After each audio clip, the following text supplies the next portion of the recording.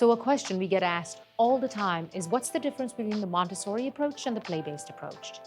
So the Montessori approach is structured and individualized. Children follow a self-paced curriculum guided by specially trained Montessori teachers. A prepared environment, so classrooms use hands-on materials in areas like practical life, sensorial, math, and language. Child-directed learning, because children choose activities independently, which builds concentration, self-discipline, and autonomy. A whole child development focus, which emphasizes physical, social, emotional, and intellectual growth equally.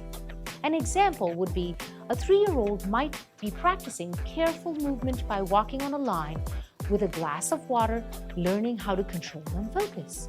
Play-based approach is focused on exploration and is spontaneous. Children learn through play, which is seen as their work.